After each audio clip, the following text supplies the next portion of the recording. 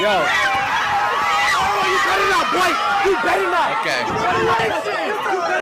All right, you guys, I got a great one for you today. I got some really tolerant individuals at Tennessee State University meeting up with someone who has the opposite viewpoints as them, sitting down and having some really civil discourse. It was a great conversation, and I can't wait to show you this video. But before we get into that, please make sure you hit that subscribe button, like, comment, and share this video so we can keep the conversations rolling. But without further ado, let's check it out. So what part of our systems is for people of color? All of it. The entire system is for everybody. Anybody who's an American citizen. So you feel like there's nothing. So you feel like everybody is equal. Yeah.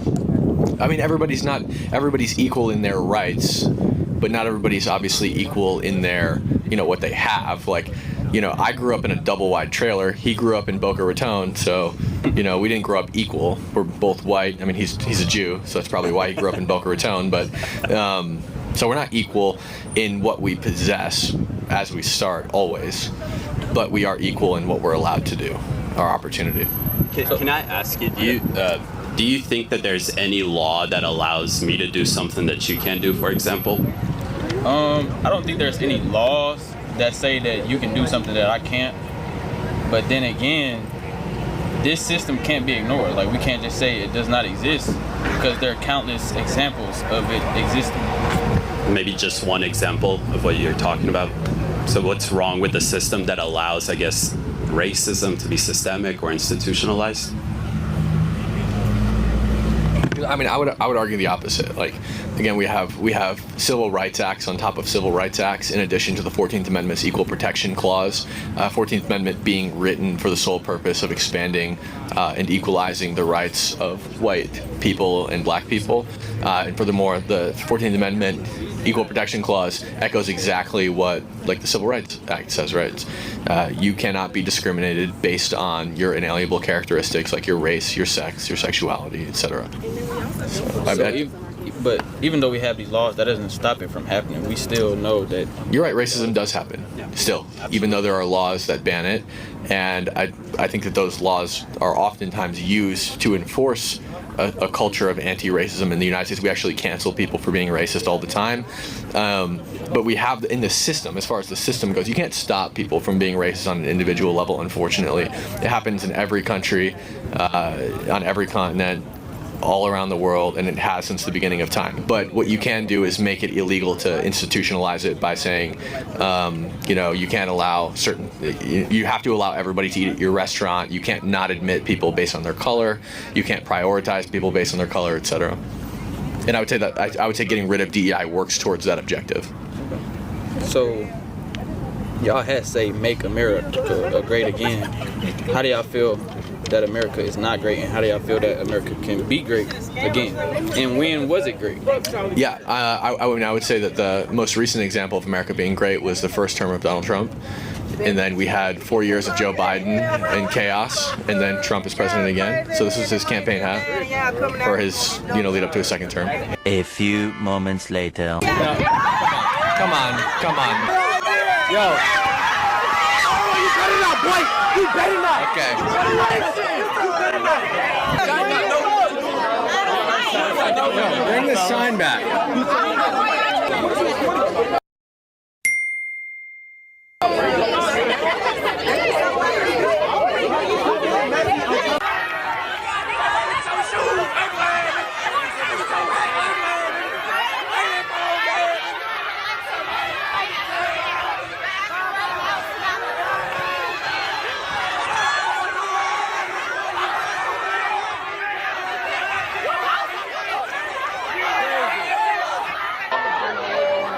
We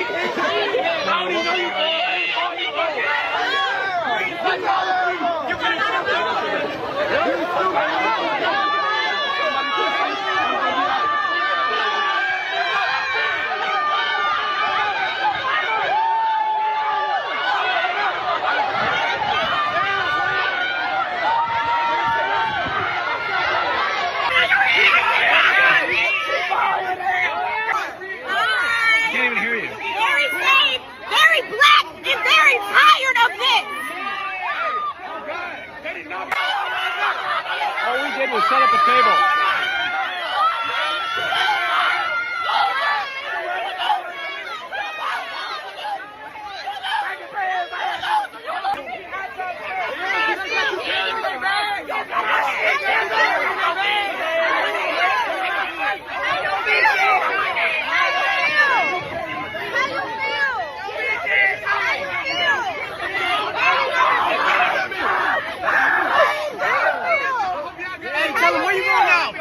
TSU no more, boy.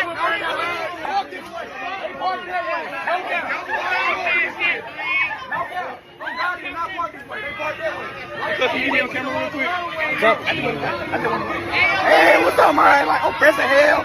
You feel me? Like, it's a crazy day out here in TSU. You feel me? Hold up.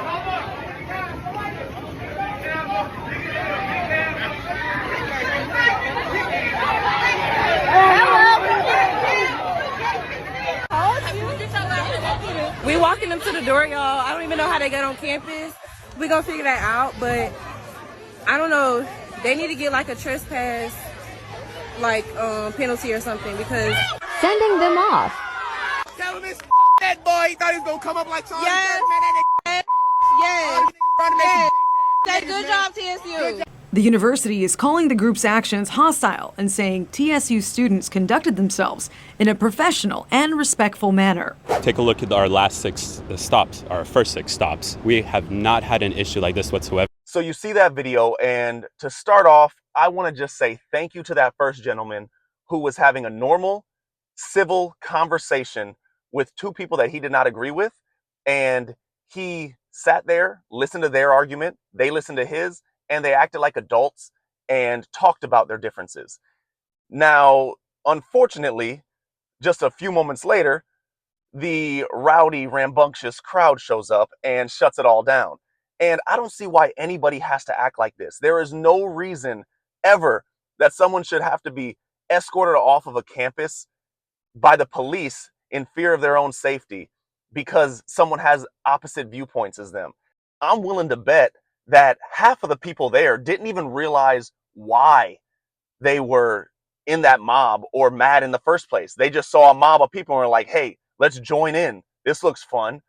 And for the people that are holding up the BLM signs, you're right. Black lives do matter, but so do every other American's lives. All of our lives matter. White, black, Asian, Mexican, everybody.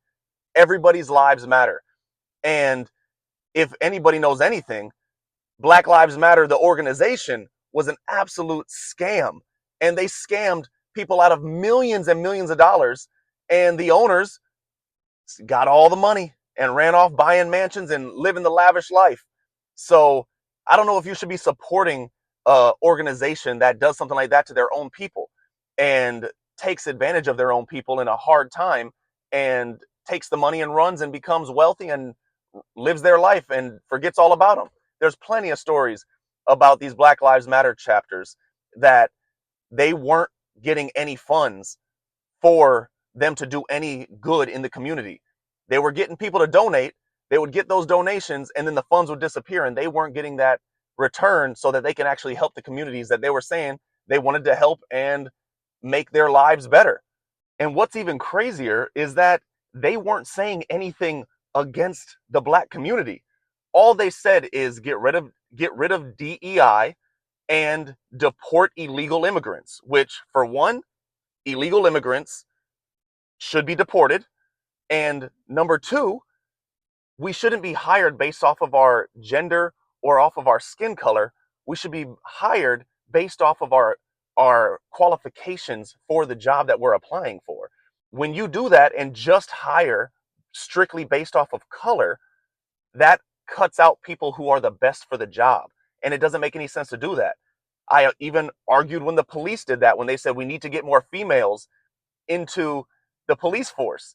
Well, yeah, that's awesome as long as the female is able to handle the job and perform the job at the same level as the men that you're kicking out of the program and giving the spots to the females. We should never look at us hiring people from a standpoint of, I got to hire men, or I have to hire women, or I have to hire Black, white, Mexican, or Asian. We should never look at that. We should only look at we have to hire who's the most qualified for the position. And so I don't see anything wrong with the statements that those two gentlemen were doing at that university. And I've even had people tell me one time that one guy asked me a question and said, why didn't Charlie Kirk ever go to HBCUs? Because you see how they acted once somebody who wants to imitate Charlie Kirk goes to a HBCU. They start acting crazy, super intolerant, acting like animals, throwing water bottles at people, being violent, threatening them. And why would anybody want to put themselves in that situation when they don't even get to have a conversation and it's not productive in any means? Going there, the only conversation they had that was good was that first guy, and then everybody else was terrible and shut it all down. So there's no point of going and even trying to talk if you're going to have the police escort you off at the end of the day anyways. Y'all let me know what y'all think. Should people be allowed to go to HBCUs and have these conversations, or campuses at all and have these conversations? Or do you think that people should just stay off the campuses and not have this civil discourse and discuss opposite viewpoints amongst each other? Let me know down in the comments, and I'll catch you on the next one.